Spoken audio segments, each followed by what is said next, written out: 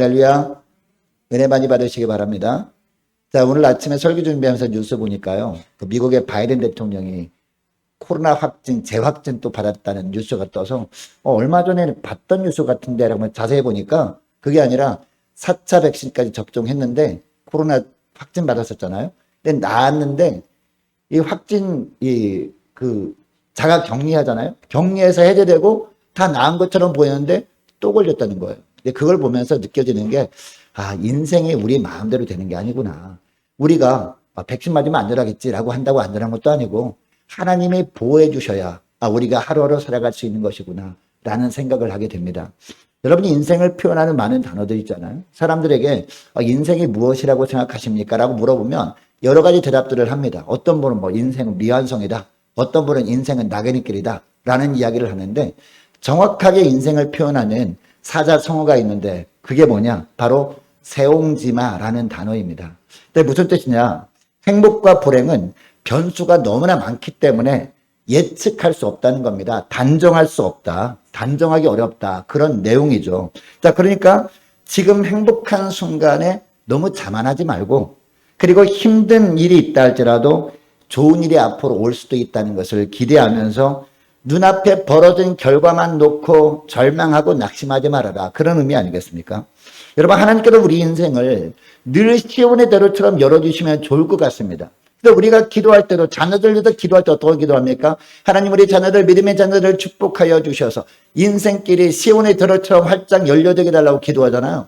또 우리가 우리 문제를 앞에 두고 기도할 때도 그렇게 기도하지 않습니까? 이 문제를 뛰어넘게 하여 주셔서 앞으로는 어떤 문제도 없이 시온의 대로처럼 인생길이 활짝 펼쳐지길 원합니다. 이렇게 기도하지 않습니까?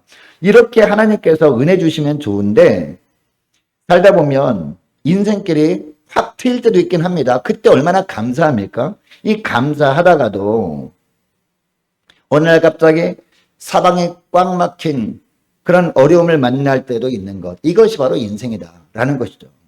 여러분, 성경에도 보면요. 이런 인생을 경험했던 많은 믿음의 인물들이 있습니다. 성경에 나오는 믿음의 인물이라고 하는 사람들 대부분이 이런 삶을 살지 않았습니까?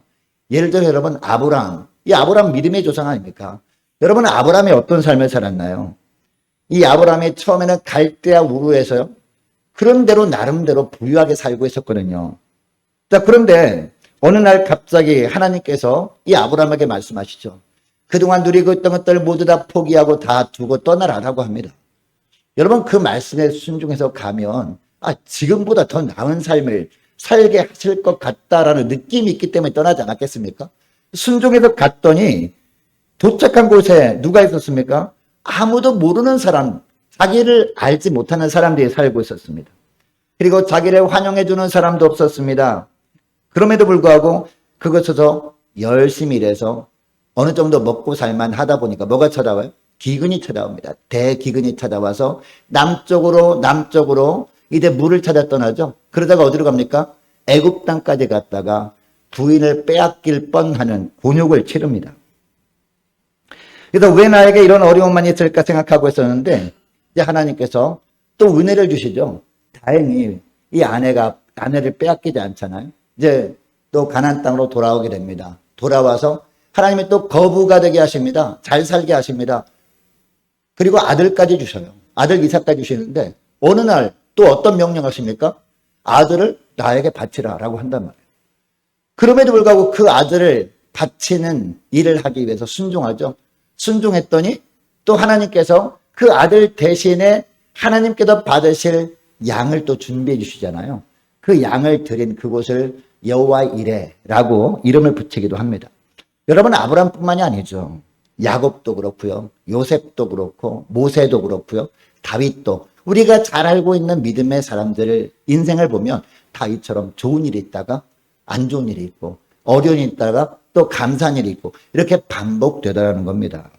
오늘 본문에도 보니까 이스라엘 백성들에게 비슷한 상황이 펼쳐지고 있는 모습이 나옵니다. 우리가 읽은 본문 바로 앞부분인 출애굽기 15장 1절 말씀 보시기 바랍니다. 15장 1절 말씀 보니까 이때에 모세와 이스라엘 자손이 이 노래로 여호와께 노래하니 일러스되 라고 하고 있습니다. 여러분, 하나님을 찬양한 이유가 뭘까요? 이때 모세와 이스라엘 자손이 하나님 앞에 기뻐하면서 그 주님을 찬양했던 이유가 뭐냐는 겁니다. 뒤따라오는 애국 군대가 다 홍해에 수장되고 말았죠. 반면에 이스라엘 백성들은요, 이 홍해를 마른 땅처럼 건넌 겁니다. 이것 때문에 하나님께 너무나 감사해서 하나님을 찬양하지 않을 수 없었던 거죠. 20절 말씀해 보니까 이 아론의 누이 미리암뿐만 아니라 모든 여인들이 손에 소고를 잡고 춤을 춥니다. 그런데 이 기쁨은 오래가지 못했어요. 22절 23절 말씀 보시기 바랍니다. 모세가 홍해에서 이스라엘을 인도하며 그들이 나와서 수르 광야로 들어가서 거기에 사흘길을 걸었습니다. 여러분, 사흘길을 걸으면서 무엇을 찾았을까요? 마실 물이 필요하잖아요. 사막지대니까. 마실 물을 찾았어요. 오아시스를 찾았습니다. 근데 사흘길을 지난 동안에 물을 만나지 못했습니다. 자, 그런데 물을 얻지 못하고 어디에 이르렀어요? 오아시스를 드디어 만나긴 했습니다. 마라라는 오아시스를 만난 거예요. 이 마라에 이르렀더니 그곳 물이 어떤 물이었어요? 쓴 물이었습니다. 그 물이 써서 먹지 못하겠으므로 그 이름을 마라라 하였더라 라고 하고 있습니다. 자, 이스라엘 백성들이 너무나 기뻐서 춤을 추며 하나님께 찬양을 드리며 감사를 드린 지 3일이 지났습니다. 얼마 지나지 않은 상황 가운데 있습니다. 당시 이스라엘 백성들이 홍해를 지나서 발을 디딘 곳은요, 광야였습니다. 사막지대였습니다. 여러분, 평소에 우리에게도 가장 필요한 것이 물이거든요. 우리 몸의 거의 70% 이상이 물로 이루어졌잖아요. 그래서 물을 우리가 마시지 못하면 살 수가 없는 것이죠. 사막지대는 더 그럴 거 아니겠습니까? 그런데 이스라엘 백성들은 이 생명과도 같은 물을 3일 동안이나 얻지 못하고 있었습니다. 그러다가 마라라는 곳에 도착하게 된 겁니다. 여러분, 이처럼 오아시스를 만나니까 너도 나도 막 달려가서 물을 마시지 않았겠습니까? 근데 사람들이 많이 달려가서 너도 나도 달려가서 물을 마시는데 한 모금 마시고 전부 다 실망하고 말았어. 야, 이게 무슨 물이야. 하나님께서 물을 주시려면 마실 물을 주셔야지. 왜 이렇게 쓴 물을 주시는 거야? 하나님 왜 우리에게 이렇게 하시는 거야? 라고 하지 않았을까요? 여러분, 이스라엘 백성들이 애굽에서 지낼 때를 생각해 보세요. 하나님께서 열재앙을 일으키시잖아요. 열재앙을 일으키셔서 모든 이스라엘 백성들이 모세를 앞세우고 애굽에서 나오게 되었어요. 여러분, 애굽에서 나왔으니까 어떤 마음이 들었을까요? 야, 이제 400년이나 이상 되는 종살이를 이제 마치게 되었다. 하나님께서 열재앙이나 일으키셔가지고 우리를 애굽에서 나오게 하셨다면 이제는 정말 좋은 일들만 펼쳐지겠구나. 이제는 편안한 삶만 살게 하시겠구나 라고 생각을 했을 거예요. 그런데 그들이 가나안으로 가는데 평탄한 길이었습니까? 아니었죠. 평탄한 길이 물론 북쪽에 있었어요. 지중해를 낀 그 대로가 있었단, 무역 도로가 있었단 말이에요. 그 도로로 가면은 금방 가나안 땅에 도착할 수 있었거든요. 그런데 그쪽으로 인도하지 않죠. 그쪽으로 인도하지 않고 일부러 더 어려운 곳, 삥 둘러가는 곳으로 하나님께서 인도하십니다. 자, 그들이 하나님의 인도 따라 가다 보니까 결국 어떤 곳으로 가게 됩니까? 도관에 든 쥐 같은 곳으로 하나님께서 인도하신단 말이에요. 그 앞에는 홍해 펼쳐져 있어요. 그리고 옆에는, 좌우에는요, 절벽이 있어요.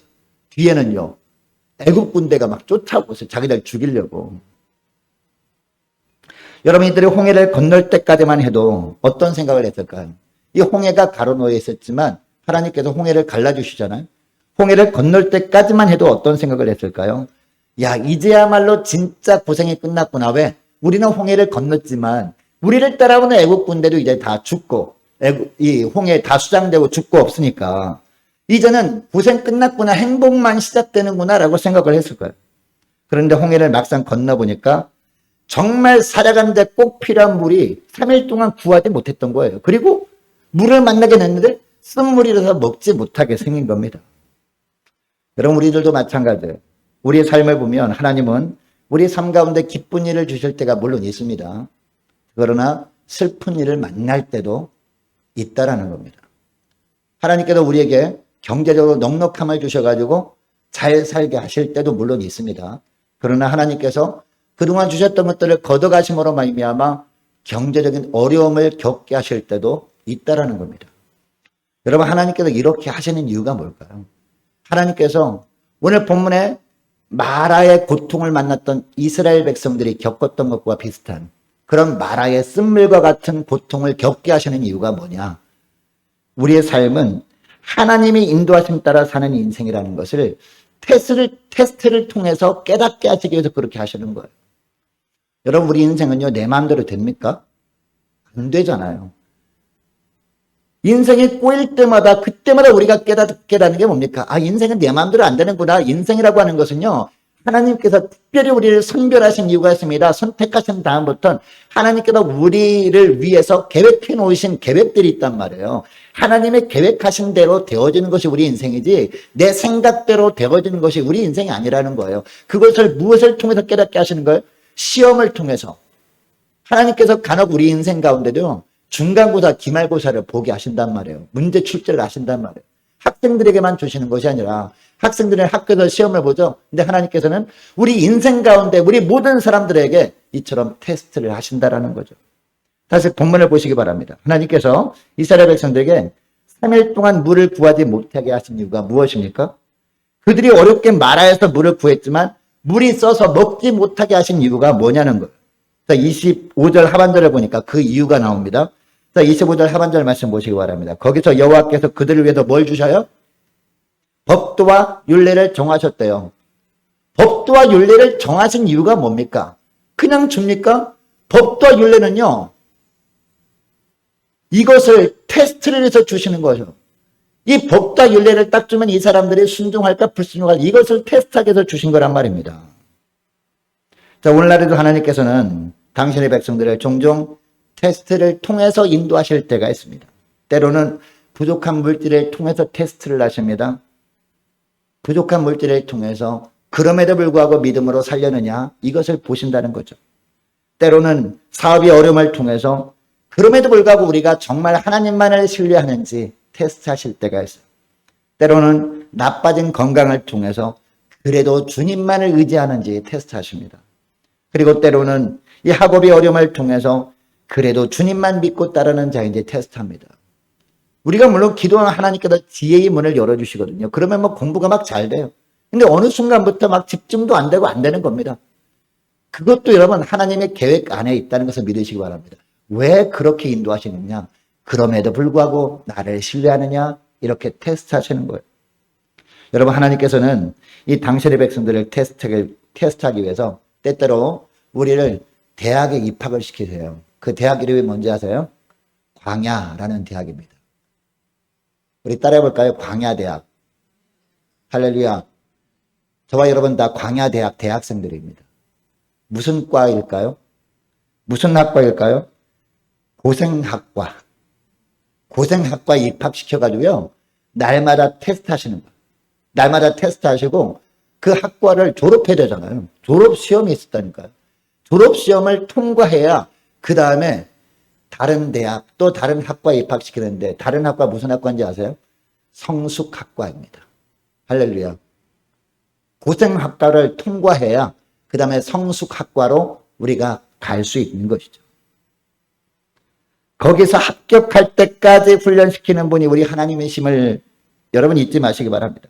자, 오늘 본문에도 보니까 하나님께서 이스라엘 백성들이 믿음을 테스트하기 위해서 3일 동안 물을 얻지 못하게 한 거예요. 그리고 3일 만에 마라에서 애쓰게 물을 구했지만 써서 먹지 못하게 하신 겁니다. 그런데 이스라엘 백성들이 어떻게 했어요? 합격했어요? 불합격했어요? 불합격했어요. 불평하고 맙니다. 24절 말씀 보시기 바랍니다. 24절 보니까 백성이 모세에게 원망하여 이르되 우리가 무엇을 마실까 하며, 여러분 하나님의 말씀하시면요 그 말씀하심에 불평하면 안 됩니다. 원망하면 안 됩니다. 하나님의 허락하신 환경이라면요 우리가 감상으로 받으면 버릴 것이 없어요. 할렐루야. 근데 하나님의 허락하신 환경임을 우리가 인정하지 못할 때 불평이 나오고 원망하게 되거든요. 그러면 탈락하는 거예요. F학점 맞는 거예요. 그러면 여러분 이들이 어떤 사람이었습니까? 며칠 전까지만 해도 하나님께서 우리와 함께 하신다, 하나님께서 우리를 도와주셨다라고 하면서 기뻐하며 찬양했던 그런 사람들 아닙니까? 심지어 막 춤추면서 찬양했던 그런 사람들이었어요. 그런데 3일 만에 완전히 이들이 변해버린 거예요. 마실 물이 없다고 마구 불평만 쏟아냅니다. 모세를 향해서 원망하면서 아마 잡아먹을 듯이 덤벼들었을 거예요. 여러분 하나님께서 민수기 14장 27절에서 이렇게 말씀하시거든요. 나를 원망하는 이 악한 회중에게 내가 어느 때까지 참으랴. 이스라엘 자손이 나를 향하여 원망하는 바 그 원망하는 말을 내가 들어노라. 누가 들었다고요? 누가 들었다고요? 내가 들었노라. 하나님께서 들으셨다라. 여러분, 이스라엘 백성들이 원망하는 소리를 누가 들으셨다고 하고 있습니까? 하나님께서 들으셨다라는 겁니다. 여러분, 이것을 보면요, 우리가 대화를 할 때 거기에 우리 눈에 보이지 않는 한 분이 우리의 대화를 듣고 계셔요. 그분이 누구십니까? 하나님이십니다. 여러분이 구역 식구들끼리 모여서 아니면 다른 사람끼리 모여서 원망하고 불평하는 말을 하잖아요. 그 말을 상대방만 듣는 것이 아니라 거기에 누가 계십니까? 하나님이 함께 하셔서 하나님께서 들으신다니까요. 그 말씀을 하고 있는 거예요. 분명 이스라엘 백성들은 모세를 향해 원망하는 거였습니다. 그런데 하나님은요, 모세를 향해 원망한 것이 아니라 나를 향해서 원망하는 것이라고 여기신다는 겁니다. 하나님께서는 우리의 원망하는 소리도 다 들으셔요. 고린도전서 10장 10절 11절 말씀 보니까 우리가 원망하지 말아야 될 이유를 분명히 말씀하시는데요. 여기 보니까 이렇게 되어 있어요. 그들 가운데 어떤 사람들이 원망하다가, 또 오늘 본문에 나오는 사람을 말하는 거죠. 어떤 사람들이 원망하다가 멸망시키는 자에게 멸망하였나니 너희는 그들과 같이 원망하지 말라. 그들에게 일어난 이런 일은 본보기가 되고, 우리도 원망하면 똑같이 그렇게 된다는 거죠. 본보기가 되고 또한 말세를 만난 우리를 깨우치기 위하여 기록되었느니라. 구약 성경에 이 기록된 것은 우리에게 본보기 되게 하려고 기록되었다라고 하고 있습니다. 여러분, 이스라엘 백성들을 원망하다가 하나님의 복을 누리지 못하고 이방 나라 백성들에게 얼마나 고생했습니까? 툭 하면 이방 나라 사람들이 침략해 와서 고생시키고 말이죠. 나중에는 어떻게 했습니까? 북이스라엘 멸망당하잖아요. 남유다가 멸망하잖아요. 왜 그렇습니까? 하나님을 향해서 원망하다가 불평하다가 그렇게 됐다라는 겁니다. 그러므로 이것을 교훈 삼으라라고 하고 있습니다. 이 말세를 살아가는 우리에게 교훈을 주시기 위해서 원망하다가 망한 이스라엘 백성들의 이야기가 오늘 본문 출애굽기 15장 말씀에 기록되었다라고 하고 있는 것이죠. 여러분 앞에 마라의 씀물과 같이 그런 어려움이 놓여 있습니까? 혹시? 어떤 어려움이에요? 경제적인 어려움이에요? 아니면 관계 어려움입니까? 아니면 육신이 질병으로 말미암은 어려움이에요? 아니면 학업의 어려움입니까? 삶이 여러분들의 길이와 다르게 진행되는 일이 혹시 있지 않습니까? 그래도 우리가 뭐 하면 안 돼요? 원망하면 안 됩니다. 우리 자신을 향해서 나는 왜 이런 가정에 태어나서 이렇게 고생하나 라고 원망하면 누가 들으셔요? 하나님이 들으십니다. 우리 가정의 다른 식구들에게 원망하면 누가 들으셔요? 하나님이 들으십니다. 아니면 믿지 않는 친구를 만나서 그 친구한테 전화로 막 불평하고 원망하면 누가 들으셔요? 하나님이 들으신다는 거죠. 비록 마라의 쓴물과 같은 어려움이 가로막고 있다 할지라도 그것은 하나님의 계획 아래 있는 그런 어려움임을 기억하시고요. 믿음으로 인내하셔서 이 하나님의 테스트에 합격하시는 저와 여러분 되시기를 축복합니다. 자, 둘째로 이 본문을 통해서 깨달아야 할 것은요. 하나님은 테스트를 하시지만 늘 뭘 준비하세요? 답지를 준비하신다는 거예요. 여러분 학교에서 중간고사 기말고사를 보는데 답지가 없어. 그럼 어떻게 돼요? 큰일 나는 겁니다. 아니 답안지도 준비 안 하고 어떻게 시험 문제를 냅니까? 그죠? 시험 문제가 있다는 것은 당연히 뭐가 있다는 뜻이에요? 답이 있다는 뜻이죠. 사지선당이면 4개 중에 하나는 답 아니에요. 답을 준비해 놓고 시험 문제를 출제하는 것처럼 하나님도 마찬가지라는 거예요. 우리를 테스트하시는데 고난과 환난이라고 하는 그런 모습으로 테스트를 하시는데 항상 답을 준비해 놓으시고 테스트를 하시는 하나님이라는 거예요. 이것을 보여주신다는 거죠. 다시 본문을 보면요. 이스라엘 백성들은 이 마라라는 오아시스를 어렵게 발견합니다. 그곳에 있던 물이 너무 써서 먹지 못했습니다. 이때 그들은 모세를 향해 원망했어요. 그런데 여기서 우리가 알아야 할 것이 있습니다. 마실 수 있는 물을 얻지 못한 것과 모세와는 아무런 관련이 없었다는 거죠. 여러분 마시지 못할 물을 허락하신 것은 누굽니까? 모세가 아니잖아요. 하나님이 그쪽으로 인도하신 것 아닙니까? 이스라엘 백성들이 출애굽 이후에 가장 먼저 통과한 곳이 어디입니까? 숫곳이라는 곳이었거든요.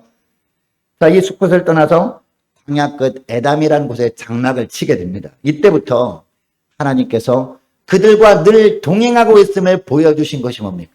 그게 바로 구름 기둥과 불 기둥이었거든요.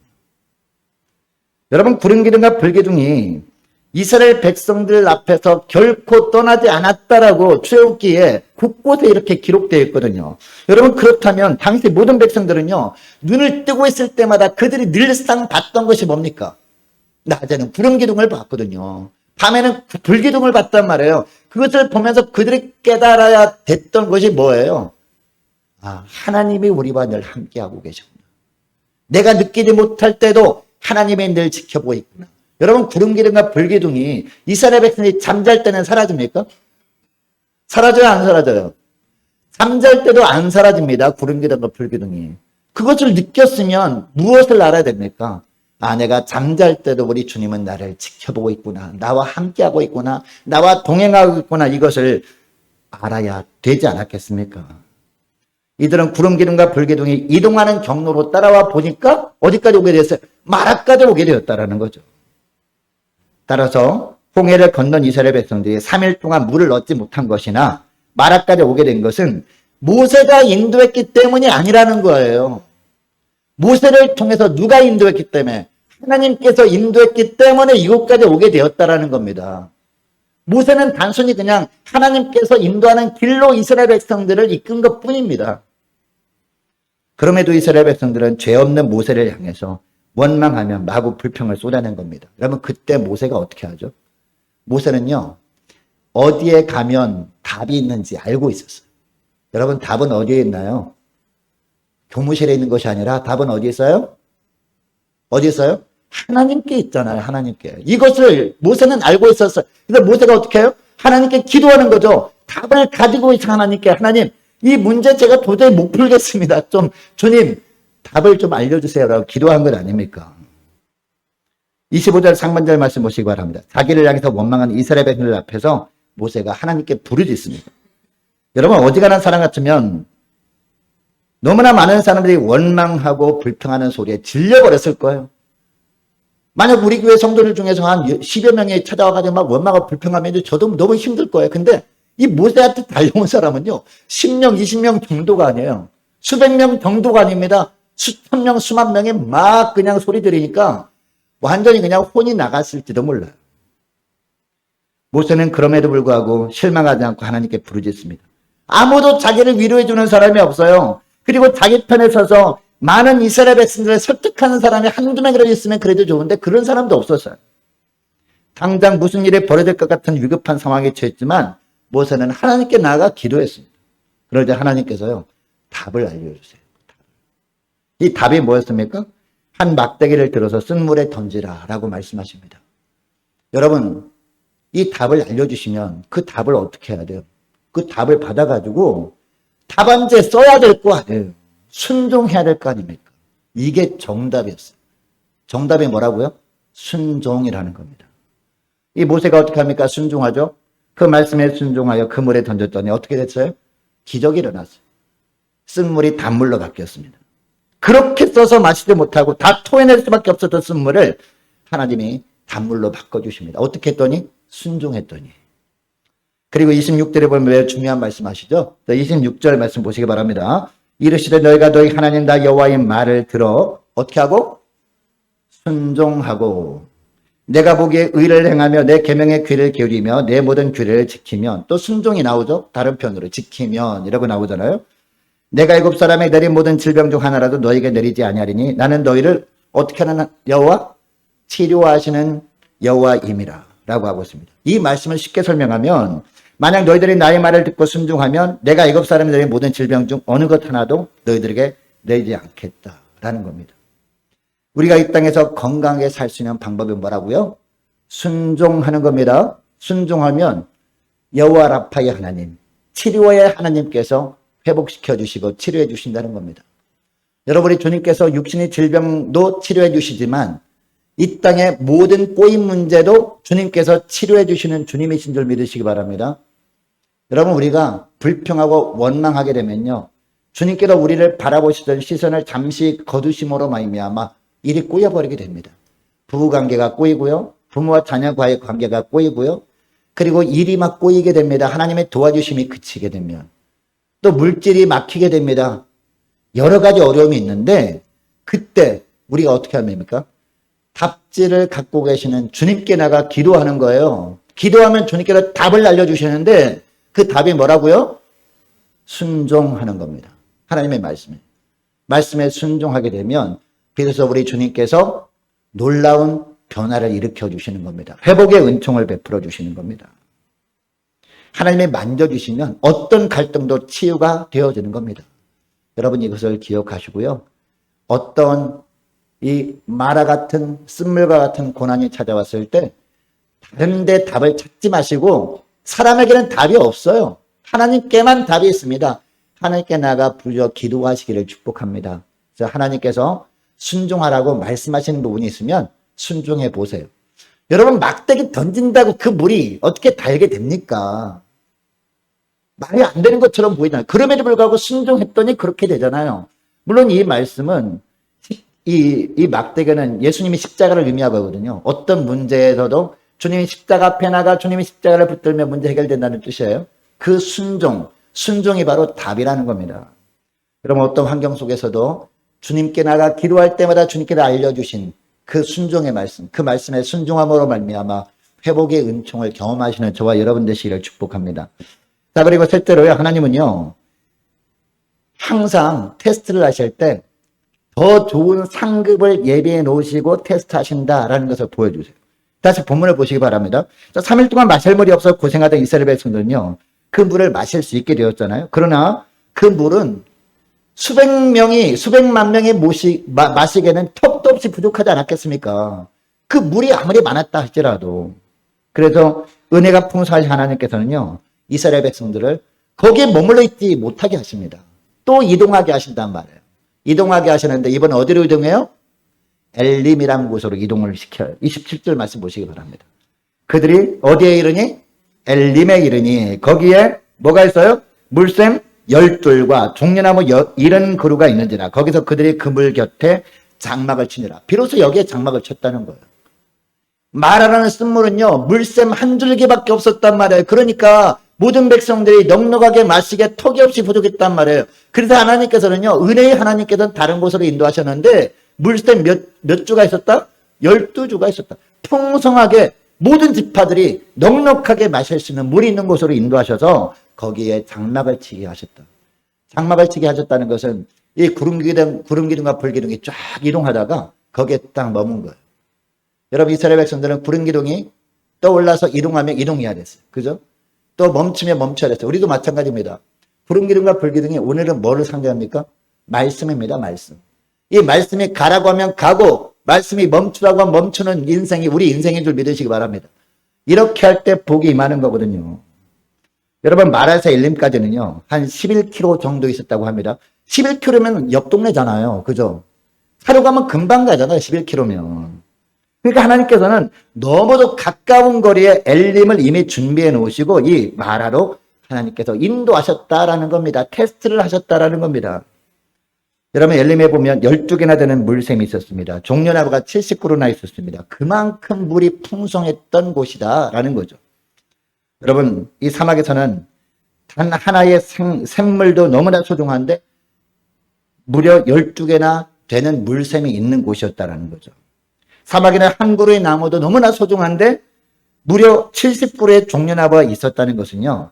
이 사막의 오아시스 중에서 아마 그 근방에선 최대의 오아시스가 아닐까 여겨집니다.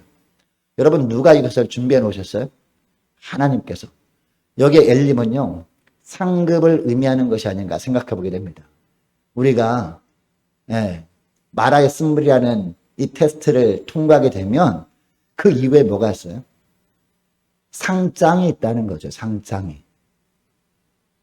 그 말씀을 하는 겁니다. 그리고 이스라엘 백성들로 하여금 쓴물을 맛본 후에 얼마 있지 않아 이 풍성한 오아시스를 맛보게 하신 것은 우리에게도 마찬가지라는 겁니다.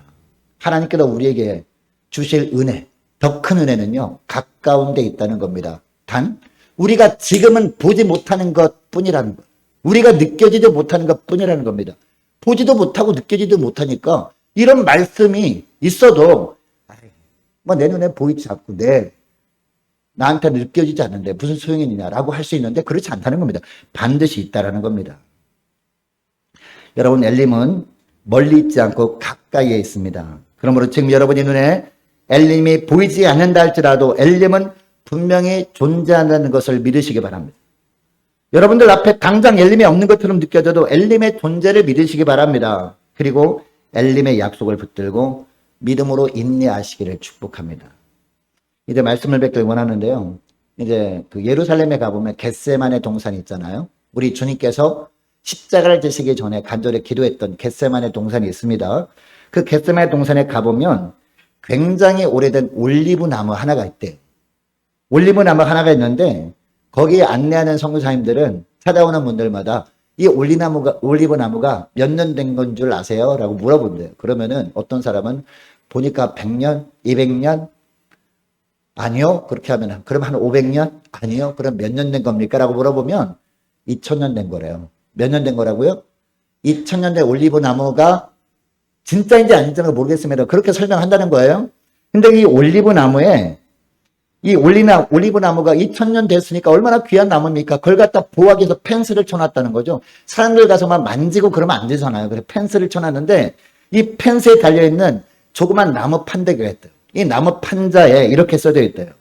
물론 그 히브리어로 써져 있어서 히브리어로 하면 잘 못 알아들으시니까 한글로 번역해서 히브리하고 영어로 되어 있는데 이렇게 되어 있대요. 이 해석을 해보면 아버지여 나는 나를 십자가에 죽게 하시는 아버지를 이해할 수 없습니다. 그러나 나는 아버지를 신뢰합니다. 이렇게 써져 있대요. 할렐루야. 우리 예수님께서도 우리처럼 육신을 갖고 계셨던 분이잖아요. 이 땅에 계시는 동안에. 그러니까 눈에 보이지 않았다는 거죠. 십자가 너머에 부활의 영광이 있다는 것이 눈에 보이지 않은 거죠. 그러니까 나를 십자가에 매달려고 하는 아버지를 이해할 수 없습니다라고 한 거죠. 느껴지지도 못했던 거죠. 우리 육신의 느낌으로는. 그러나 아버지를 신뢰합니다. 믿음의 눈을 떠서 나를 이 땅에 보내신 아버지를 신뢰하는 그런 모습을 보인 거죠. 여러분 결국 어떻게 됐어요? 예수님이 십자가를 지시긴 했지만 이 마라의 선물이라는 고통보다 더 큰 고통을 겪긴 했지만 그 고통 너머에 뭐가 있었어요? 엘림의 축복이 있었다니까요. 그 엘림의 축복이 뭐예요? 부활의 영광 아닙니까? 사흘 만에 부활의 영광을 누리게 되었다라는 겁니다. 여러분 앞에 이해가 되지 않는 일이 벌어졌습니까? 지금 여러분들이 이해가 되지 않는 길로 걸어가고 있습니까? 그럼에도 불구하고 합력해 선을 이루시는 주님만을 신뢰할 수 있기를 축복합니다. 여러분 이 마라의 쓴물과 같은 고통은 주님이 우리의 믿음을 테스트하기 위한 과정임을 믿으시기 바랍니다. 그 테스트에는요 답이 있다는 걸 꼭 기억하시기를 원합니다. 그 답은 누구한테 있어요? 하나님께 있다는 거죠. 그 답을 모르면 하나님께 나와 기도하는 겁니다. 기도하면 답을 가르쳐 주시는데 그 답이 뭐라고요? 순종하는 겁니다. 순종할 때 우리 주님께서 이 마라의 쓴물을 단물로 바꿔주시는 변화의 축복을 주십니다. 뿐만 아니라 이 엘림의 놀라운 은혜를 주님 예비하시고 그 길로 인도하시는 것을 기억하고요. 끝까지 어떤 시련과 어떤 환란이 그런 마라의 쓴물 같은 고통이라 할지라도 불평하기보다 원망하기보다 더 믿음으로 인내하며 살다가 주님께서 베푸시는 엘림의 축복을 다 누리시는 저와 여러분 되시기를 주의 이름으로 축복합니다. 자, 기도하겠습니다. 하나님 아버지 감사합니다. 저희들이 삶에 기쁜 일과 괴로운 일이 반복해서 일어나는 것을 보면 저희들의 인생은 저희들 마음대로 되어지는 것이 아니라 주님께서 특별히 세우신 계획에 따라 주님께서 인도해 주시는 인생임을 알게 하심을 감사합니다. 특히 마라의 쓴물과 같은 고난의 시기를 지나는 시험을 통해서 우리의 믿음이 참 믿음인지 조금만 고난의 바람이 불어도 날아가 버리는 쭉정이 같은 거짓 믿음인지 테스트하시는 주님이심을 깨닫게 하심을 감사합니다. 또한 고난을 통해 시험하실 때 반드시 해답을 준비하신 후에 시험하시고 뿐만 아니라 더 좋은 엘림의 축복을 예비하신 후에 시험하시는 주님이신 줄 알았사오니 어떤 시련과 환난 가운데서도 불평하기보다 오히려 함께 동행해 주신 주님을 감사하며 믿음으로 살다가 엘림의 축복을 풍성히 누리는 저희를 다 되게 하여 주옵소서. 감사드리오며 예수님의 이름으로 기도합니다. 아멘.